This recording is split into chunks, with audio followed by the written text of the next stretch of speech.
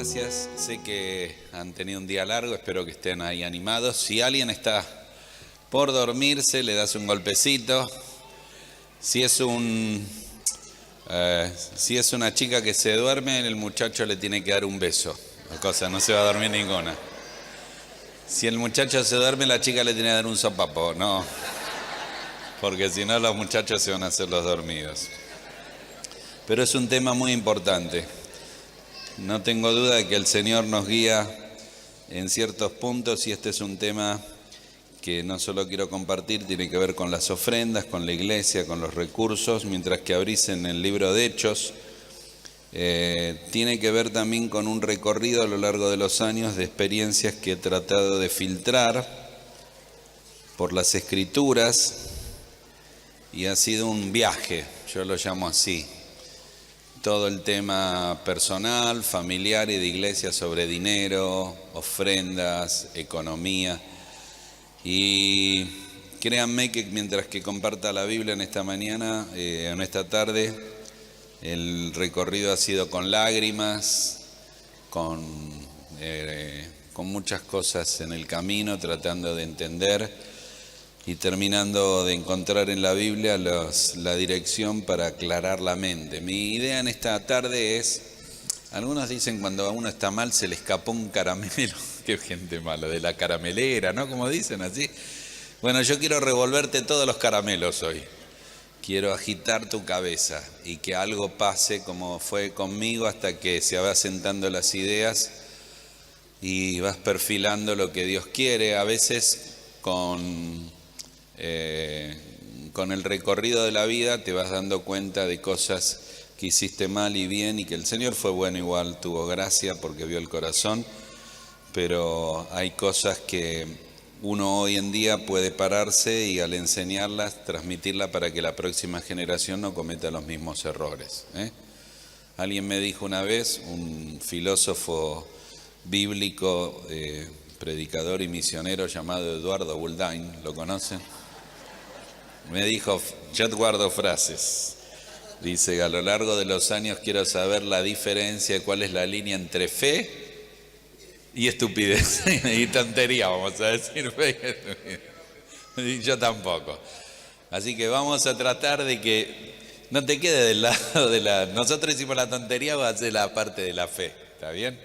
Así que vamos a leer Hechos capítulo 1, pero antes vamos a orar. Señor, te damos gracias por estar aquí y por poder, Señor, en medio de pastores y con misioneros y con una iglesia que quiere y ama lo que tú amas, Señor, las misiones que está en tu corazón, ayúdanos a pensar bíblicamente y orienta nuestra mente para que, dirigidos por ti, se conviertan en acciones concretas para el avance de tu obra en este mundo. Te lo pedimos en el nombre del Señor Jesús. Amén. Cuando estás delante del libro de los Hechos, estos 28 capítulos tan preciosos, tienen muchas cosas para enseñarnos. La verdad que, pastores, te animo a que leas siempre Timoteo, Tito, Hechos de los Apóstoles, Nehemías, pero Hechos hay que acercarse de muchas maneras. Hoy me voy a acercar a estos 28 capítulos desde un enfoque que tal vez nunca viste. Podría hablar del evangelismo en el libro de los Hechos, no lo voy a hacer, aunque indirectamente sí. Podríamos hablar de la oración, no lo voy a hacer.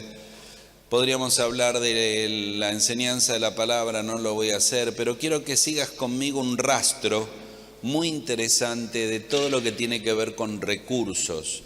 Quiero que aún te rías en pensar en cosas que están detrás del texto y que en un sentido todo muy lindo, la historia, lo que pasaba en la iglesia primitiva, el ánimo de la iglesia primitiva, pero alguien estaba atrás sobrellevando o sosteniendo muchas cosas. Así que vamos a mirar primero un recorrido al libro de los Hechos, capítulo 1, verso 13. Ustedes saben que estaban esperando el Espíritu Santo para cumplir la tarea que Dios les había mandado.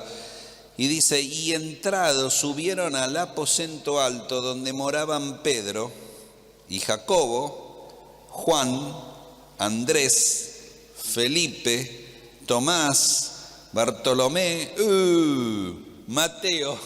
¿Cuántos moraban ahí? Jacobo, hijo de Alfeo, Simón el celote y Judas, hermano de Jacobo. Ahí seguime, sacá la parte espiritual. Todos esos en la casa, ¿está bien? Verso 18. Verso 14. Todos estos perseveraban unánimes en oración y ruego con las mujeres y con María, la madre de Jesús, y con sus hermanos. Observa que en aquel aposento alto estaban todos estos hombres, mujeres. Después vas a ver por ahí el número 120, y estuvieron 10 días. Esta es donde comienza la historia.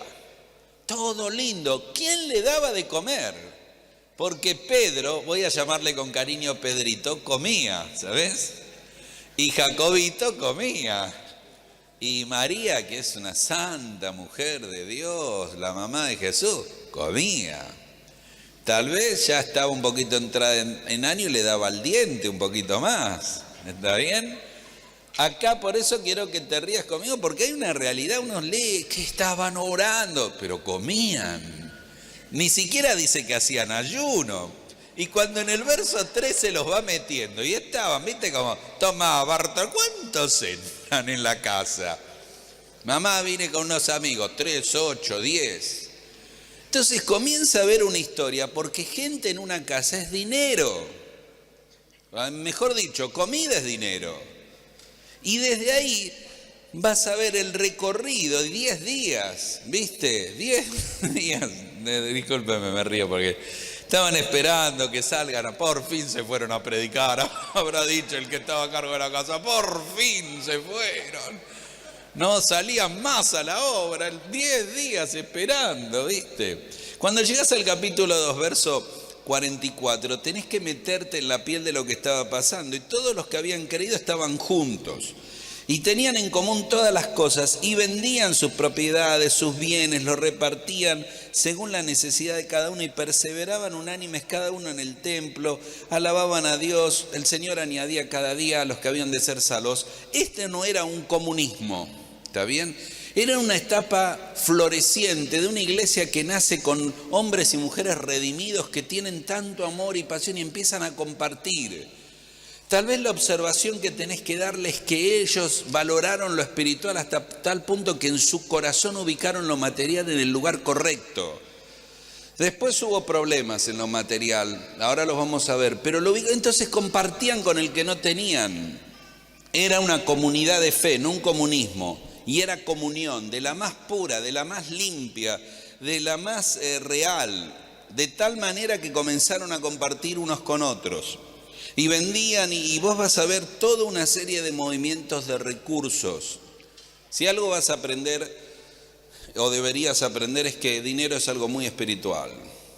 El Señor habló más de la mitad de las parábolas sobre los recursos. Hay más textos sobre recursos y economía y dinero que de la oración aún. Y Dios no habla de eso porque necesita de eso. Dios habla de recursos y de lo material porque es tu problema y el mío. Es lo que te ha afligido la cabeza y consternado el corazón tantas veces. ¿Cuántos matrimonios hay acá que dirían con vergüenza? Yo lo digo con vergüenza, las veces que he peleado y discutido con Liliana por el tema de dinero. Y ni siquiera hemos peleado por $1.000.000. Ni siquiera por 100.000. Ni por 10.000. Ni por 100. Creo que no pelea. Y yo llevo recuerdos que, más allá de la broma, que peleé mal por dinero. Así que Dios no está hablando del tema porque Él tenga un problema. El problema lo tenés vos y yo, y lo tenemos que resolver. Así que cuando estás parado en el capítulo 2, estás observando algo muy interesante que está pasando en este contexto. Llega el capítulo 4, y uno tiene ahí la idea de Ananías y Zafira, pero en el verso 32, el que está presente es Bernabé. Y dice, y así que había entre ellos ninguna necesidad, porque todos los que poseían heredades, casas las vendían, traían el precio y lo ponían a los pies de los apóstoles. Paréntesis, esto era una cuestión particular. Acá no hay ningún pastor que quiera que te traigan las ofrendas a los pies de los pastores, ¿está bien? Pero ellos la traían. Entonces José, a quien los apóstoles pusieron por sobrenombre Bernabé, que traducido es hijo de consolación, levita natural de Chipre, como tenía una heredad, la vendió y trajo el precio y lo puso a los pies de los apóstoles. Aquí aparece Bernabé. Bernabé es una persona clave en la obra de Dios. Yo entiendo que pongas a Pablo y a Pedro. Bernabé es único, por eso él está mencionado 24 veces en el libro de los Hechos. Por eso es el hombre clave que de Jerusalén mandan a Antioquía, y en vez de llegar a Antioquía y decir, ¿cómo están haciendo esto?, se regocijó con ellos. La historia de Bernabé, el hombre que cuida a Saulo, el hombre que está detrás de Juan Marcos, el hombre que cuando ve que la iglesia de Antioquía crece, lo trae a Saulo, el hombre que dice Bernabé y Pablo, y cuando llegás más adelante Lucas empieza a decir Pablo y Bernabé, nunca le importó ser segundo, siempre ayudó a que otros crecieran. Su historia comienza con una ofrenda, su historia comienza con una entrega, su historia comienza a tomar dimensión porque trajo la heredad y la trajo como una ofrenda. De ahí que vino la conexión a Ananías y Zafira. Quisieron tener la gloria o el honor o lo que fuese de Bernabé, que no venía por la ofrenda, venía por el carácter de él. Y fingieron y mintieron. Y toda la muerte del capítulo 5 es por varias razones, porque tenía que ver con Satanás, que había puesto mentira. Tenía que ver porque comenzaba la iglesia. Tenía que ver por el discernimiento de los apóstoles. Tenía que pasar lo que pasó hoy en día. Imagínense si un hermano de tu iglesia muriera porque ofrenda mal. La de muertos que sacaríamos los domingos, ¿no? Porque, bueno, es así, lamentablemente es así. Ahora vamos a llegar a por qué es así. ¿Por qué los billetes van al cielo? Y yo les conté que los billetes de 1000 no podían entrar al cielo, los de 500, los de 100. Empezó la historia con los de 50 y los de 10, que Pedro no los dejó entrar. Y después vinieron los de 500 y tampoco lo dejó entrar Pedro. Y apareció el de 1000 caminando como si fuera el rey y no lo dejó entrar. Y apareció el billete de 2 y pasó al cielo directo. Y todos los billetes se enojaron con Pedro. Y le dijeron, mire, yo no entiendo mucho, pero a ustedes no los veo nunca. A estos de 2 los veo todos los domingos en la iglesia, dice. Así que, algunos van a reírse entre un rato, no hay problema. ¿Está bien?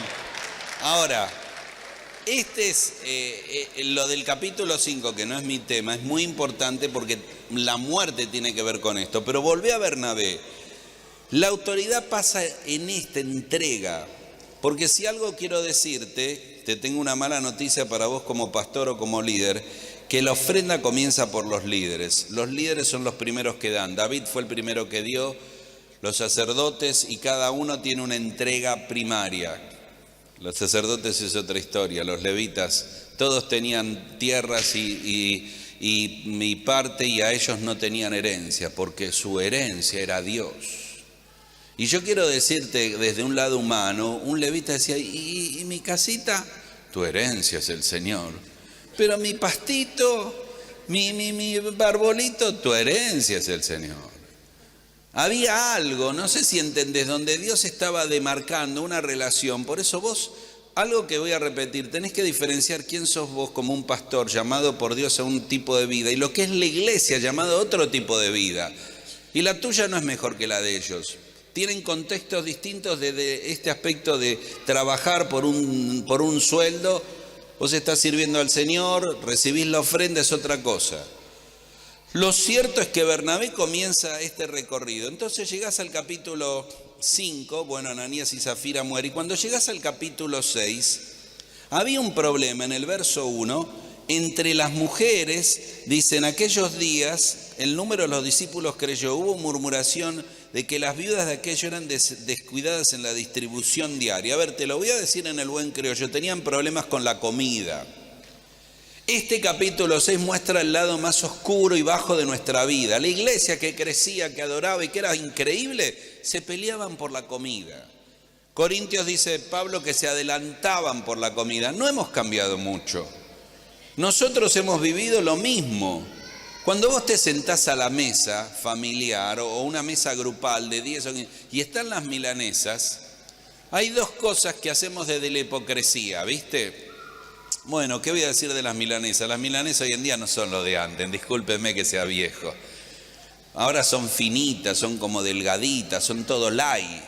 Antes la milanesa era gruesa, pan rallado y aceite, era bien aceite. Comías una y te pateaba el hígado para 6 meses, ¿viste? Todo ahora es light con la comida. La soda, ahora vienen las burbujitas. Antes la soda venía con un estuche metálico, ¿viste? Que si se caía un sifón morían 4. Y vos te tomabas un trago de la soda y te quedaba blanca la mente por un rato, así. Bueno, pero volviendo a las milanesas. Primero no comés la primera porque te haces el fino, ¿viste? Pero vos miraste la más grande y le entraste y ya 3 tenedores están en la misma. Y la última milanesa es la de la hipocresía general, porque nadie la quiere, estamos todos la desean. Pero no vas a ser el muerto de hambre. Eso pasaba en Corintios y en Hechos capítulo 6. Estaban peleando por la comida. ¿Ves por qué Dios tiene que hablarte tanto a vos y a mí de recursos? ¿Sabés esta mañana cuál fue el tema de la iglesia? Ofrenda. ¿Sabés que todos los años, un domingo o una serie de 4 domingos hablamos de la ofrenda? Todos los años. Todos los años hablamos de amor a la palabra, la oración, testificar, misiones tenemos un mes, y ofrenda. Porque tenemos un problema, vos y yo tenemos un problema y lo tenemos que resolver. Y acá hay un problema. Cuando llegás al capítulo 6 y que ellos ponen los diáconos y distribuyen, la organización vino por el problema y el problema vino por el crecimiento. Y el crecimiento trajo un problema en función de comida y la comida tenía que ver con recursos. Ahora llegás al capítulo 9, otra vez vas a ver una cosa bien interesante. Capítulo 9, verso 11. Y el Señor le dijo, estamos yendo rápido porque quiero llevarles hacia otra parte. Se había convertido Saulo y lo manda a la casa de alguien. Alguien lo tenía que hospedar. Y el Señor le dijo a Ananías, levántate, ve a la calle que se llama derecha. Era difícil, ¿no? Una se llamaba derecha, otra izquierda, otra por el medio. Y buscá la casa de Judas, uno llamado Saulo de Tarso, porque él ora. Él estaba en la casa de Judas, de alguien muy especial. Ahora vuelvo a lo mismo, quiero que observes, alguien viviendo en una casa es gasto, es dinero. Entonces llegás al verso 30. Bueno, primero el verso 19.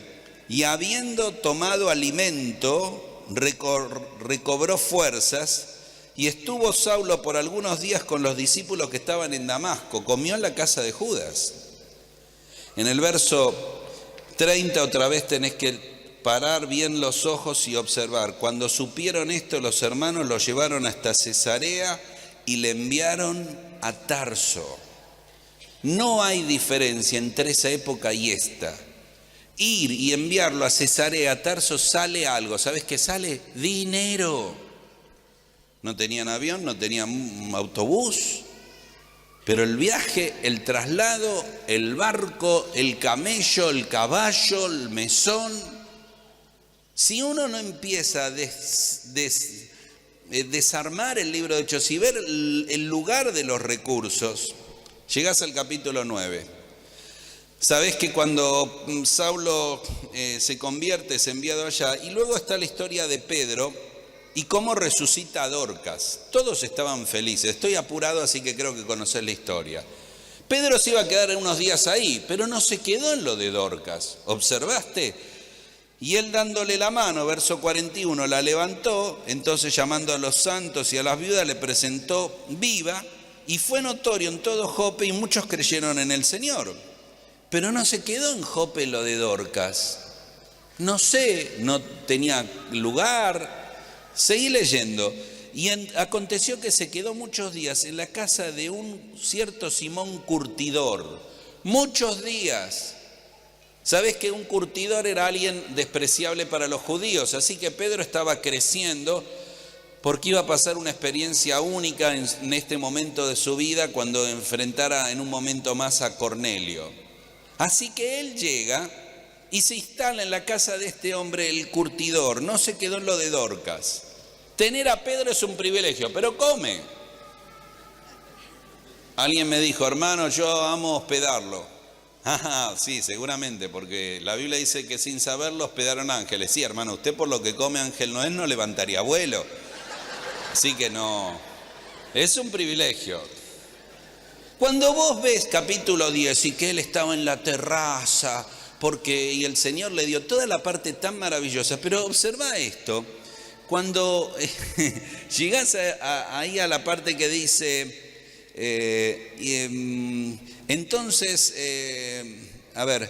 ido el ángel, dice, al día siguiente, verso 9, mientras ellas iban en el camino y le acercaron a la ciudad, Pedro subió a la azotea para orar cerca de la hora sexta y tuvo gran hambre y quiso comer, pero mientras le preparaban algo, che, tengo hambre, Simón, andate a orar arriba porque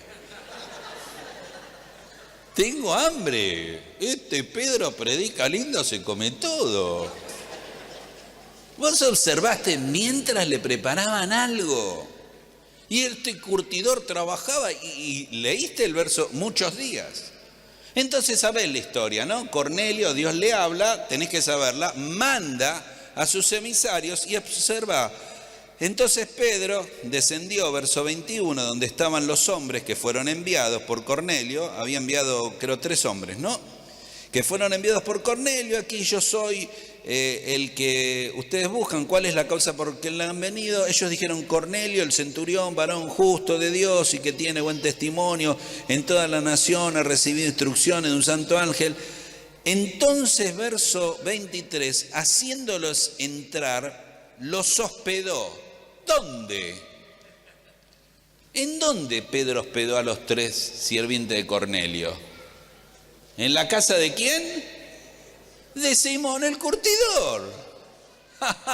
Pone 3 platos más. ¿Vos vas siguiendo la historia? Simón, tenía hambre, me estás haciendo el sándwich, hacé 3 más. Y estos vienen de lejos, tienen cara de hambre. No dejes de ver, ahí hay recursos. Los hospedó y salieron al otro día un soldado y dos personas empleadas de Cornelio, 3 personas. Y luego dice, verso 27, muchos llegaron a la casa de Cornelio. A propósito, entre Jope y Cesarea había 63 kilómetros. Eso es un viaje largo de muchos recursos y dinero, aún caminando. Ahora aparece la casa de Cornelio. Cornelio amaba y buscaba al Señor, pero en el verso 27 dice que muchos estaban en la casa de Cornelio. Y otra vez lo ves a un hombre abriendo su hogar a muchos. Capítulo 10, verso 48, quiero avanzar, perdón. Y mandó bautizarles en el nombre del Señor Jesús. Entonces le rogaron que se quedara por algunos días más. Algunos días más, con todos los hermanos de Jope que habían venido, ¿entendés? Otra vez hay una casa, otra vez hay dinero, otra vez hay comida. Capítulo 11, verso 22. Y entonces dice el verso 22, si llegó la noticia de estas cosas a oídos de la iglesia que estaba en Jerusalén y enviaron a Bernabé, que fue hasta Antioquía. ¿Sabés cuántos kilómetros había para ir de Jerusalén a Antioquía, la capital de la provincia romana? 480 kilómetros. O sea, lo que te sale ir a Santa Fe es lo que le salió a ellos o más. Otra vez estás viendo algo que no lo ves y tenés que captarlo. Había dinero, había recursos, y de Antioquía fueron a Tarso. ¿Viste que cuando Bernabé vio, ¿sabes cuántos kilómetros había? Miren, los viajes de Pablo son increíbles. Un día tendrían que ver, por eso dije porque él siguió las ciudades principales, se detuvo y después retornó por las ciudades para confirmar. Y si no podía volver a confirmar, enviaba una carta, o enviaba a Timoteo, o enviaba a Tito, o enviaba a alguien, o a Apolos. La verdad que la estrategia que tuvo Pablo, yo no lo puedo creer. Los kilómetros que viajó y lo que armó, yo digo, ¿qué haría Pablo con un celular, con auto? Se volvería loco. Sin nada de eso lo que hizo. No es que salió, al contrario, dice el libro de los Hechos, ordenadamente. Y cuando termina el primer viaje y se sientan a descansar, dice, Bernabé, ¿qué? ¿Vamos de nuevo? No, recién llegamos. Vamos de nuevo. Y siempre en este recorrido está lo mismo. Ahora Bernabé va a buscar a Pablo 241 kilómetros de Antioquía a Tarso. ¿Entendés? Dinero, recursos. Ahora el capítulo 11, verso 27 pasa algo. De repente la iglesia que tenía dinero era la de Jerusalén. La iglesia de Jerusalén tenía dinero y ayudaba a todos. ¿Sabés qué pasó? Verso 27. En aquellos días unos profetas descendieron de Jerusalén a Antioquía y se levantó uno de ellos llamado Agabo, diciendo que el Espíritu decía que venía gran hambre en toda la tierra y habita en la cual sucedió en tiempo de Claudio. Y entonces los discípulos, cada uno, conforme a lo que tenía, determinaron enviar socorro, dinero, ¿está bien?, a los hermanos que habitaban en Judea, lo cual en efecto hicieron enviándole a los ancianos por mano de Bernabé y de Saulo. Ahora, ¿ves lo que pasó? La iglesia que tenía no tiene. Las iglesias deben estar interconectadas. Y las iglesias deben tener este apoyo mutuo y cada uno conforme a lo que tenía dieron. Y determinaron enviar algo y así en efecto hicieron. Así que cada uno tomó su ofrenda, hicieron una determinación y tomaron a Bernabé y a Saulo y lo mandaron. Una vez más ves el movimiento. Dios tenía hombres fieles que Pablo usaba para enviar ofrendas de una ciudad a otra. No había Western Union. No había cajeros automáticos y depositar la ofrenda en manos de alguien era muy delicado por los riesgos, por la inseguridad, por los robos. Y era un ministerio impresionante. Si vos estás aquí queriendo ganar el mundo para Cristo y las almas para Cristo y orar y leer la palabra y no ves que detrás de eso hay dinero necesario para un púlpito, para una luz o para un micrófono y el dinero que Dios quiere que sea es un dinero santo, el único santo dinero que viene es del pueblo santo de Dios. Si no ves esto, no vas a hacer lo otro. Porque está ahí, está en el libro de los Hechos. Llegás al capítulo 12. Estás en la casa de María, verso 12. Y voy a tener que recortar por tiempo todo lo que Hechos nos da. Y habiendo considerado esto, llegó a casa de María, la madre de Juan, al que tenía por sobrenombre Marcos, donde muchos estaban reunidos orando. ¿Te acordás lo que pasó, no? Pedro sale de la cárcel, lo saca el ángel, mira el reloj de arena y dice, son 8:30, grupo pequeño en la de María, voy. Sabía que estaba ahí, golpea, ¿te acordás? Y Rode dice, ¿quién es? Soy Pedro. No, estamos orando para que Pedro lo libere, soy Pedro. No, abrime, soy Pedro. La verdad es causa gracia. Herodes va y dice, ¿quién es? Pedro. No, estamos orando, ahora no podemos. Señor, libera a Pedro, pero está en la puerta. Dejá, Señor, libera a Pedro, pero está en la puerta. El espíritu, no, ¿qué espíritu? Está la casa de María. ¿Qué dice? Lee de nuevo, recién lo leímos. Mucha gente está orando. Llegás al capítulo 13, está la encomendación de Bernabé y Saulo, y tras la encomendación está los recursos. Avanzo, capítulo 16, quiero llevarles otra parte, verso 15. Me encanta cuando mirás la historia tan real como es. Se convierte Lidia de Tiatira. Lidia de Tiatira era una mujer que vendía ropa. Tenía, lo criollizo, lo hago en criollo, su boutique. Era una próspera empresaria de Tiatira, era una ciudad renombrada por la tintura púrpura. Probablemente estaba a cargo de una sucursal de su gremio en Filipos. Dios le llevó todo ese camino hacia Grecia para que pudiera oír el Evangelio y convertirse en una mujer que terminó adorando a Dios. No era una judía, pero era una mujer con recursos. Cómo me gusta cuando ella agarra y dice, 16:15.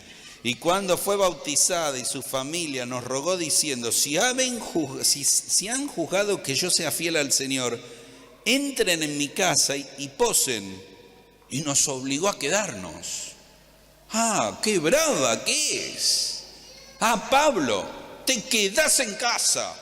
No, ya hice los sorrentinos con jamón y queso, flan casero. Te quedás en casa. Yo me quedo, claro. ¿Vos ves la piedad de esta mujer? No estaba predicando, estaba recibiendo a los apóstoles. Ella sabía lo que Pablo no sabía, tenés que descansar. Descansar es una casa, tenés que comer, eso es una comida. Y ella empezó a apoyar la obra de Dios desde los recursos. En un momento más vamos a hablar de los recursos. Algo más, capítulo 17. Quiero cortar esta parte, pero me encanta ver algunas cosas. Verso 5. Entonces los judíos que no creían, teniendo celos, tomaron consigo algunos ociosos hombres malos y juntando una turba alborotaron la ciudad y asaltaron la casa de Jasón. Y lo sacaron. ¿Te acordás de la casa de Jasón? Ahora aparece la casa de Jasón. Y se lo llevan y los va a buscar, pero verso 9, los saca. ¿Obtenida fianza de quién? De Jasón. Los demás le soltaron. Jasón los recibió, los llevaron presos y le pagó la fianza. ¿Quién es Jasón? Jasón es el hombre que Dios usa. Si en tu iglesia no hay un Jasón, no hay obra. Si en tu iglesia no hay un Bernabé, no hay obra. No hay posibilidad. Si no hay una Lidia de Teatira, no hay obra. Si no hay un espíritu de compartir de iglesia en iglesia y sentir el dolor y la cooperación, la obra de Dios no marcha. Porque Dios no quiere que venga de una empresa secular el dinero. Tiene que venir de su pueblo santo, porque es un dinero santo.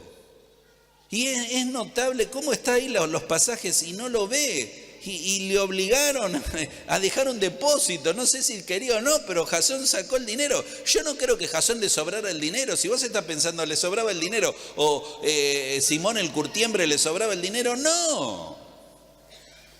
Pero estaban dedicando cada cosa que tenían a Dios. Cuando llegás al capítulo 18, ya no tengo tiempo, vas a ver cómo le recibieron en su casa, y capítulo 19, solo leo el verso 10. Vas a ver, así continuó por espacio de 2 años, de manera que todos los que habitaban en Asia, judíos y griegos, oyeron la palabra del Señor Jesús. 2 años, 2 años, siempre es lo mismo, siempre es recursos, siempre es, estás en el capítulo 19, verso 19, leo para concluirlo de Hechos. Así crecía, verso 19, asimismo muchos de los que habían practicado la magia trajeron los libros delante de todos, y toda la cuenta de su precio hallaron que era 5.000 piezas de plata. ¿Te das cuenta este tema cómo va recorriendo todo el libro de los Hechos de los Apóstoles? Y 28:10 termina diciendo, los cuales también nos honraron con muchas atenciones, y cuando zarpamos nos cargaron de las cosas necesarias. Qué gran versículo para cerrar el libro de los Hechos, 28:10. Los cuales nos honraron con atenciones, dinero, ofrenda, comida, ropa, y con muchas atenciones, y zarpamos y nos cargaron de las cosas necesarias. Ahora, ¿qué estás aprendiendo en esta mañana? Que si Dios va a hacer su obra, la va a sostener por su pueblo, y entre su pueblo y su obra tiene que haber recursos que tienen que venir del pueblo de Dios. Cuando llegás a este punto empezás a desarrollar un perfil distinto en tu mente. Por lo menos eso pasó en mi vida. Y empecé a darme cuenta lo vital que eran los recursos y el dinero. No para Dios, era un problema nuestro. No era de que Dios Dios no necesita lo nuestro, Dios no quiere nuestro dinero, Dios quiere nuestro corazón. Entonces empecé a hacer cambios muy profundos que me llevaron mucho tiempo en mi percepción de la iglesia. Y quiero abrirles mi corazón como pastor. Primero empecé a hablar de la ofrenda sin más temores, sabiendo que era necesario. Aunque incluía que como pastor yo recibía la ofrenda de la iglesia y alguien podía decir, está pidiendo más ofrenda para que le ofrende más a él. No me interesó nunca más eso. Empecé a hablar más libremente de lo que Dios insiste. Creo firmemente que este es un punto fundamental de la vida cristiana. Creo que es un antes y un después en tu vida, que el dinero tiene dos aspectos, la administración bíblica del dinero, cómo gastarlo, cómo usarlo, y el tema número uno es ofrendar. Pon el tema número uno como fundamento, la entrega, el servicio, la rendición de dar. Nunca te vas a parecer más a Dios que cuando des. Todas las cosas son un puente hacia lo eterno. Cuando vos no das, no es que Dios pierde, el único que pierde sos vos. A tratar de dar como Dios da, nunca vas a llegar. Tenemos una vecina, un matrimonio vecino. El hombre era un hombre que nos hizo la guerra muy feo en nuestra casa. Nos tiraba huevos en el auto, un hombre bien malo. Ese hombre era así, hablamos con su esposa nunca nos prestó atención. Estuvimos a punto de hacer una denuncia, mirá qué persona. Un día el hombre grita el gol de Boca, gritó y murió. Sí, porque era de Boca, no. Pero así como te digo, que no es broma, gritó el gol, le dio un infarto, murió. La mujer queda sola, no nos hablaba, no nos dirigía la palabra, estaba mal. Un día yo llego y la veo en la puerta de casa, estaba al lado llorando. ¿Qué pasa con esta señora? Había bajado del colectivo, había cobrado todo el sueldo que tenía para el mes, la habían seguido unos motochorros. Está bueno, ustedes saben de lo que hablo, ¿no? Estamos todos en la misma. Le arrebataron el bolso, estaba llorando en la puerta. Entré a casa, le conté a Liliana. Liliana es la dadivosa del grupo, así que siempre seguía la dadivosa. Y le di una ofrenda. No te voy a decir el número, te voy a decir que era mucha. Lloró tanto esa mujer. Empezó a abrirse. A la otra semana quería devolvernos el dinero, le dijimos que no. La otra semana apareció el domingo y dije, le traje 2 tartas de jamón y queso y 2 docenas de empanadas. Amén, le dije yo. Porque ella es chef. Nos trae comida cada tanto. Hace 2 semanas estaba en casa, Liliana le volvió a predicar el Evangelio para aceptar a Cristo, está por venir a la iglesia por una ofrenda. Vos no te das cuenta de esto, no es dinero, es mucho más. Y si no te das cuenta, no lo podés transmitir a la iglesia. Y no podés llevar a la iglesia donde quiere que la lleve, porque te quiero hacer preguntas difíciles en esta mañana. ¿A dónde quiere llevar Dios tu iglesia? ¿Lo sabés? ¿No será cosa que yo soy el cuello de botella que freno a mi iglesia? Yo he aprendido a tener oraciones que ahora las veo más bíblicas que nunca. He orado para que Dios prospere al pueblo de Dios, para que mis hermanos que son miembros de mi iglesia crezcan en sus trabajos y reciban mejores sueldos y mejores en su situación económica. No hay dignidad en la pobreza. El Señor dijo, bienaventurados los pobres en espíritu. Hay mucho orgullo a veces en la pobreza y también en la riqueza. Dios no hizo una discriminación. Saben que algunos creen que hay iglesias, algunos, de pobres y de ricos. No es así. La iglesia de Cristo es una iglesia de mezcla de personas, donde el que más tiene ayuda al que menos tiene y según Pablo no se siente. Porque yo también pasé por ese recorrido. ¿Será que mi iglesia debe tener un blanco, un target de pobres y no de ricos, o de ricos y no de pobres? Porque he leído libros que recomiendan, bueno, el rico no se siente cómodo con el pobre con el rico, cada uno en su lado. No es así. Entre los apóstoles había pescadores, 8 de ellos. Algunos eran hombres rústicos del vulgo, pero algunos tenían recursos y dinero porque tenían una empresa de pesca y otros no.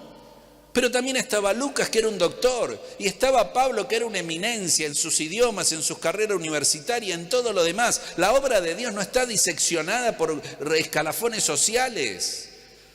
Y Filemón y Onésimo muestran que juntos deben convivir el siervo y el esclavo, no hay esa diferencia. Así que no hagas esa diferencia en tu propia iglesia, en tu propia vida. Empecé a orar, y empecé a orar no para que solo tenga más, para que den más, porque van a ser bendecidos. Miren, hemos pasado estos últimos años recibiendo ofrendas especiales porque muchos saben que estamos por comprar ese edificio que queremos que sea para la gloria de Dios. Y yo como pastor que conozco a la gente, hasta el alma conozco de tantos años, 33 años, veo gente tan limitada en sus recursos y que de repente ha juntado lo que pedimos. Le pedimos que juntaran $1,000 en 5 meses sin sacar de la ofrenda de la iglesia y sin sacar de la ofrenda de misiones y sin sacar de sus recursos. Inventen lo que sea. Algunos vendían pasta frola, inventen. Y cuando yo veía a esa gente lloraba porque sabía que no tenían y luego me gozaba porque sabía que Dios le iba a bendecir. 33 años tengo en la iglesia de Aedo. Por años he visto a mi iglesia en el verano no irse nadie de vacaciones. El año que pasó fue el año que se mantuvo la ofrenda regular, la ofrenda de misiones y todo el mundo estuvo dando ofrendas para este nuevo edificio. Este verano se fueron todos de vacaciones, menos yo. ¿A dónde querés llevar tu iglesia? Plantéatelo. Estamos hablando de algo espiritual, es una experiencia de fe ofrendar, es una experiencia de adoración el ofrendar, es una cuestión de rendirle la vida al Señor. Un misionero conocido dijo, llegué a la iglesia, 80 personas, comenzamos esta iglesia y no lograba que la iglesia diera y ofrendara, oré tanto, oré hasta que se convierte un hombre, Manuel y su esposa, gente muy sencilla. Lo voy a visitar y me dice, mira hermano, nosotros conocimos a Cristo, no sé, era 3, 4 semanas, estoy leyendo la Biblia, ¿qué quiere decir diezmo? No entiendo. Bueno, no importa, sabía que el hombre era pobre, sabía que no tenía trabajo. No, otro día, no, dígame, ¿qué quiere decir diezmo? Y ustedes saben que hoy no vivimos por el diezmo, por el 10%, pero la proporción, pero no importa. Él le explicó 1 Corintios 16, 2 Corintios 8 y 9 y le dijo, 10%. Ah, bueno. Y él separó, escuchá bien, 19 centavos. Y la semana que pasó se lo entregó al pastor. Dice, ese es mi diezmo. Cuando llegó el martes, ellos tenían unas 25 gallinas y no tenían para desayunar. Y él le dijo a la esposa, a ver, tengo la caja que puse para guardar el diezmo. Miró los 19 centavos y dijo, no, es para el domingo que viene. Esto lo consagramos a Dios. Hombre nuevo en la fe. Hombre nuevo en la fe. Dijo, no desayunaremos, el dinero no lo tocamos. Pero ¿qué pasó? Las gallinas fueron fuera de... No soy experto en gallinas, no sé si alguien sabe de gallinas, pero dieron los huevos en el horario que no tenían que dar los huevos, ¿sabían? Gallineros, ¿saben lo que digo? Bueno, eso pasó. Así que desayunaron.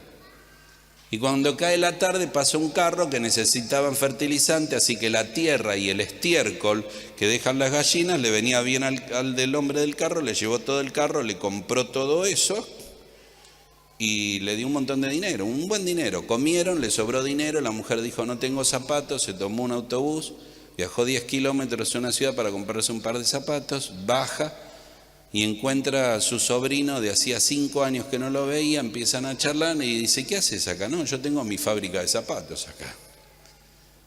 Así que ella le compró los zapatos y le dijo, no tía, yo no te los voy a cobrar. A la semana siguiente el hombre consiguió trabajo y cada semana fue aumentando en su ofrenda. El misionero dice, pasaron los años, la iglesia creció en edificio, en gente, en vida. Y todo comenzó por la oración y por 19 centavos. Vos no podés tener idea lo revolucionario que puede ser para tu iglesia la experiencia de fe de dar y de entregar y de ofrendar. Viví lo suficiente en este país para saber que el dinero no va a alcanzar, que la inflación es alta, que el dólar va a subir y que nunca, si vivís por esos parámetros, vivas en la economía del reino, no está basada en la economía argentina. Tiene que ver con Dios y tiene que ver con tu corazón, que es lo que Dios quiere. Y hasta que no le rindamos eso y no encontremos detrás del libro de los Hechos y detrás de la obra de Dios este recorrido, vamos a tener problemas. Pero el problema se amplía más, ¿sabes por qué? Porque si yo tengo que orar porque la gente gane mejor y avance en su vida para que avancen en la ofrenda, y es un ida y vuelta, porque si avanzan en la ofrenda van a avanzar en sus recursos. Y es una oración que por años no había hecho. Yo oraba porque sean más santos, porque oren más, porque prediquen más. Te digo más, empecé a orar con temor porque, bueno, el amor al dinero es raíz de muchos males, pero no dice que el dinero sea malo, sino el amor. Empezar a orar para el crecimiento y el avance. Estoy hablando de lo económico y lo material, quiero aclarártelo, de la vida familiar de cada familia de la iglesia para que crezcan en estas áreas y avancen. Consciente siempre de que Dios no necesita nuestro dinero, pero sí los recursos. Cuando llegas a este punto las cosas empiezan a moverse peor todavía. Porque por años nuestra iglesia de Aedo ayudó a muchas obras y anexos, evangelizando y enseñando. Pero recuerdo como si fuera el día de hoy, cuando con un grupo de pastores dijeron no vamos a ir más a este lugar, ya evangelizamos, ya hay una iglesia, vamos a enviar un pastor. Y uno de ellos dijo una pequeña frase, es hora de empezar a poner la moneda, dijo. Ya no vamos más, ahora hay que pagarle a un pastor, sostenerlo. Yo me fui con una angustia, porque yo sabía que la iglesia de Aedo no tenía, y era mentira. Lo que teníamos era una mala pensamiento, un pensamiento de la iglesia pobre, no tenemos, somos pocos, no podemos, mentira. Pero en ese momento sentí esa angustia, ¿qué vamos a hacer? Tomamos un compromiso de ser parte en un buen sostén a ese pastor. Nunca desde ese día faltó el sostén para ese pastor. Nunca, nunca. Era una cuestión de corazón, era una cuestión de fe. No era una cuestión de dinero. Pero entonces la cosa se complicaba más. Porque cuando vas bajando la historia de la fe a la realidad, para tener mejores trabajos tenés que estudiar. Y muchas veces yo abro un paraguas y le digo a la gente, mira, este es el paraguas que viviste. Yo acá no tengo un paraguas, no sé si lo abrí acá alguna vez, pero algunos me han sacado fotos con el paraguas. Le digo, viviste bajo el paraguas de tu papá y tu mamá. Y tal vez pasaste pobreza por problemas personales de tu papá y tu mamá, el estudio, el trabajo, una situación. Pero ese no fue Dios, fue el paraguas que abrió tu papá y tu mamá. Vos abrí tu propio paraguas, aun si fue un paraguas que te dio recursos. Yo le he dicho a mis hijos con Liliana, ustedes han vivido bajo el paraguas de que la decisión que tomamos de vivir para Dios, y si han viajado en un lugar, fueron porque nosotros decidimos vivir para Dios, y las bendiciones que tienen que ver con el paraguas. Ahora abran ustedes el paraguas. Y cada uno tome su decisión delante de Dios. Entonces has estado bajo una relación. Y lo digo por varias experiencias personales que dice, pero nos faltaba comida, pero no era Dios, era tu papá. Y era porque por cierta situación en la vida no estudió y no tenía una profesión y no tenía recursos. Y si no tenés un estudio o una profesión, no podés acceder a un trabajo que te dé los recursos necesarios para sobrevivir. Todavía la Biblia dice que proveemos para su familia, el que no provee para su casa, y nunca voy a terminar de entender el texto, lo he estudiado y estudiado, peor que un incrédulo. Un incrédulo sin Cristo va al infierno, peor que un incrédulo por no proveer para su casa. Entonces la cosa se complica, ya no tenés solo que los recursos para sostener el hogar, tenés que estudiar. Entonces tenés que llevar a que la iglesia estudie, que la gente trabaje. Y empezás a cambiar el mundo de la iglesia. Y empezás a sentar otros parámetros. Y de repente me empecé a dar cuenta que mi iglesia era una iglesia que sin querer lo discriminaba. Yo me planteé más de una vez si en mi iglesia podría venir un doctor, un contador, un abogado, cualquier otra persona. Y me di cuenta que no estábamos, porque era como que estábamos dejando afuera ese grupo de gente por dedicarnos a nosotros. La iglesia es para todos. La historia empezó cuando empezaron a venir algunos jugadores de fútbol. Ustedes conocen a Pipa Gancedo. Él vino a la iglesia de Edo cuando estaba en River, en lo más alto de su fama. Yo me paré en la iglesia y dije, hermanos, dentro de un rato en el culto va a venir un jugador muy famoso de River. Por favor, no se acerquen, no lo vuelvan loco, porque él quiere congregarse en una iglesia. No viene para hacer un show. Sí. Viene Pipa. Termina la reunión y me dice un hermano, mira, me firmó la Biblia, dice. Te dije que no. Te dije que no. Tu iglesia podría ir un grupo de doctores o de abogados, ¿cómo se sentirían? Entonces me di cuenta, ¿podrían ir deportistas? ¿Sabes que hablarle a un deportista famoso no es fácil?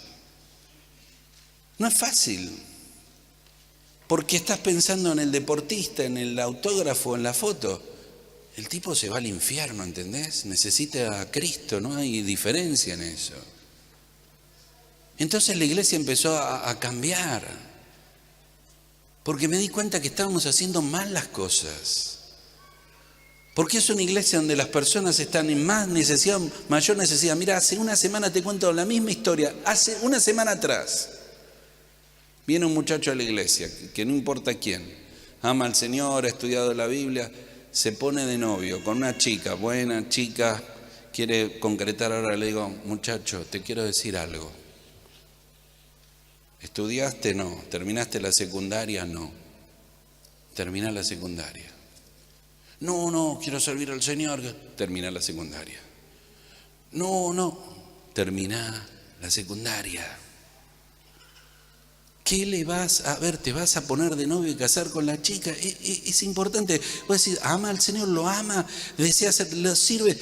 Pero hay cosas que pasan por una realidad de la vida que hemos perdido. Y en la misma semana, escuchá bien, en la misma semana vino a mi casa un hombre, no un muchacho, de 45 años, que me vino a hacer un trabajo, un hermano que quiero muchísimo, y estaba haciendo el trabajo y dice, me tengo que ir. ¿Por qué? Porque estoy estudiando. Estoy terminando tercer año de secundaria. Y me mira y me dice, 45 años, hace como 30 años atrás, vos me dijiste, terminá la secundaria. Y yo no lo hice. Y ahora estoy haciendo lo que me di cuenta que no debía hacer. ¿A dónde te quiero llevar? Que debemos llevar la iglesia donde Dios quiere llevarla. Y si Dios quiere llevarla, tiene que mover tu cabeza. Mi vida es ser un hombre dedicado a Dios. No vivo por sueldo. Mi esposo y yo hemos servido al Señor. Somos misioneros tiempo completo. Podría contarte una y mil experiencias, como Eduardo y Gloria podrían contarte, de cómo Dios ha sido fiel, de cómo nos ha sostenido. De cuando se acabó el aceite, vino el aceite de nuevo. Pero mi iglesia no soy yo, y yo no soy mi iglesia. Y yo debo llevar a los adolescentes, a los jóvenes, a los matrimonios, a los planes y propósitos de Dios para ellos. Debo dejar que Dios sea tan original con ellos como lo fue conmigo. Y que ellos tengan la mejor de las vidas para sirvan al mejor de los señores, honrando el mejor de los propósitos. Evangelizar al mundo, orando, yendo y ofrendando. Hay mucho que pensar, hay mucho que plantearse, hay mucho que recorrer.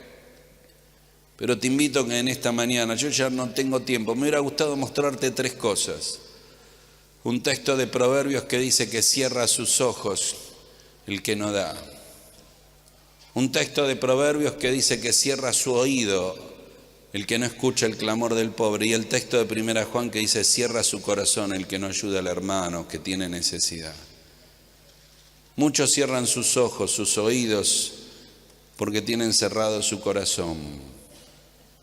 ¿Y sabes por qué? Porque no han entendido que nada te va a acercar más a Dios que dar. Tiene que empezar todo en vos, como pastor o como líder, querer dar, rendir, entregar cada cosa.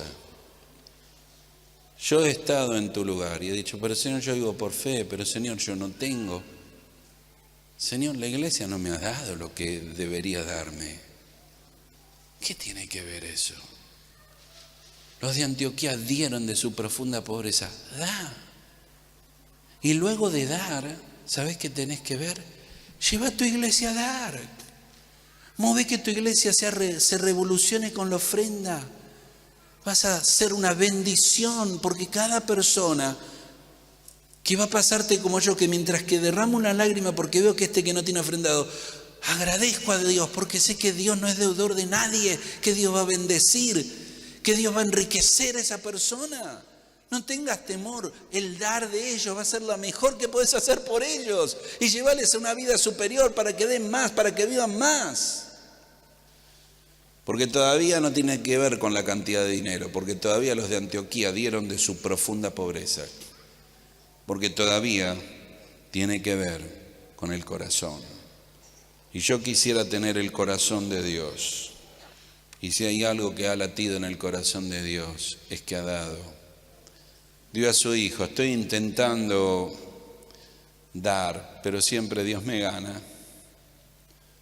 ¿Por qué no te plegas a este movimiento de dar y dar y dar? Dios siempre te va a ganar. Lleva a tu iglesia a dar.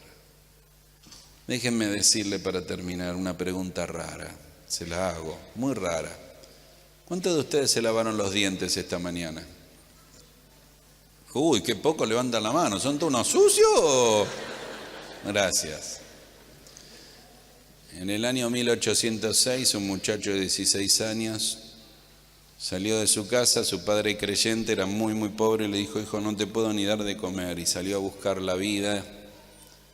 Un capitán de barco vecino le dijo: muchacho, ¿qué vas a hacer? Voy a ir a Nueva York, lo único que sé hacer es jabones y velas. Se llamaba William Colgate. Dijo: yo voy a hacer dos cosas por vos, voy a orar. Y se arrodillaron y oraron. Y lo segundo, quiero decirte: vive para Cristo, entrégate a Cristo y separa tu sostén, tu ofrenda, tu diezmo, él dijo.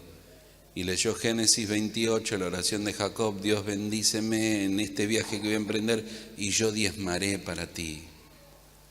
El muchacho llegó a Nueva York, ganó su primer $1 y separó con 16 años 10 centavos.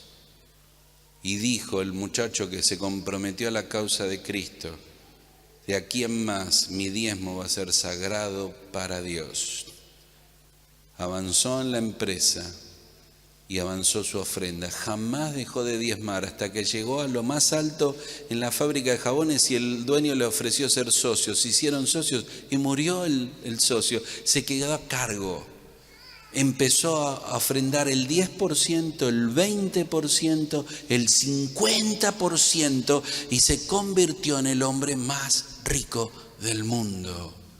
Mientras que era un fiel creyente que comenzó la Sociedad Bíblica en Estados Unidos y estuvo en muchos ministerios. William Colgate, en castellano es Colgate. Sus 5 hijos siguieron el patrón de su padre y diezmaron.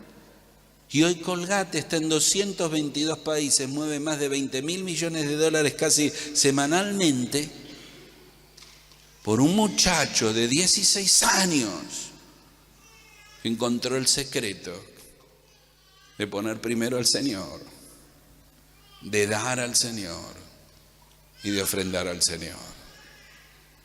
Si ese es tu primer paso, dalo en esta tarde. Y detrás tuyo lleva a cada uno que te siga, que Dios te ha dado el privilegio, el honor de guiarlo. Yo vivo con mucho miedo. Hoy a la mañana era mucha gente en la iglesia. Señor, ¿cómo les digo a esta gente?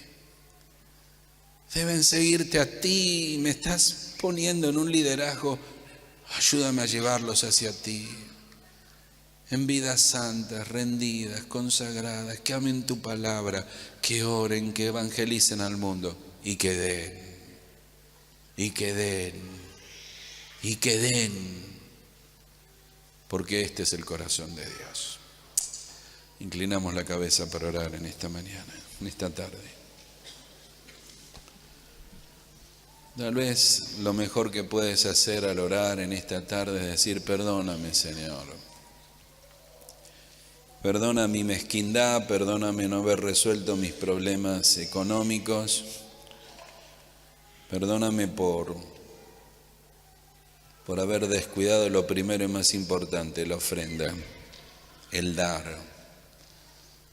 Dile: perdóname por las excusas tontas que he hecho en mi mente, que no tengo, que no puedo, que tú entiendes, perdóname.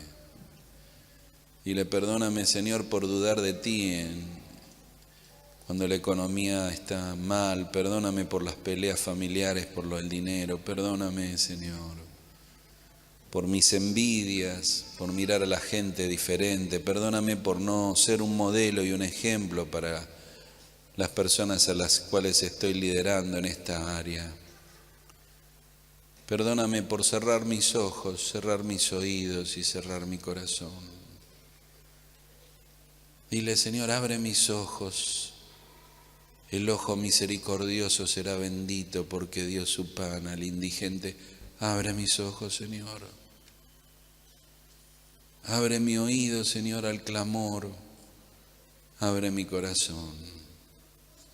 Quiero darte, rendirme, entregarte y que se levante un pueblo dadivoso para que tu evangelio llegue hasta el último lugar del mundo.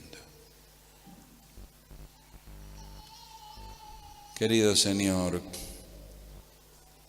nuestro corazón intenta latir con el tuyo por las misiones, por las personas en el frente de batalla, pero esos misioneros comen, pagan impuestos, tienen que comprarse ropa. Ellos están allí porque tú quieres que nosotros desde aquí los sostengamos. Sostengamos la cuerda, Señor, mientras que descienden. Danos un corazón no por las misiones, sino por el dar a las misiones, por el sostener. Danos un corazón, Señor, como el tuyo por el dar. No solo dinero, dar la ropa, las cosas que tenemos, liberarnos de poseer algo, porque si retenemos algo nunca seremos dueños, nunca poseeremos algo tanto como cuando lo entreguemos. Por eso queremos entregar todo lo que nos has dado, recordar que es tuyo, la casa, la ropa, el auto, el dinero que hay en nuestra billetera y la comida que esta noche comeremos. Es tuyo, Señor, es tu gracia. Danos un corazón dadivoso, acércanos a ti y levanta estas iglesias que han tenido un corazón por las misiones tan precioso, que han abierto tantas iglesias, que su corazón los ha llevado a Perú, a México y a tantos lugares. Que su corazón esté guiado y llevado con las ofrendas de un pueblo que quiere honrarte desde la dádiva, desde la generosidad. Te lo pedimos en el nombre del Señor y Salvador Jesucristo.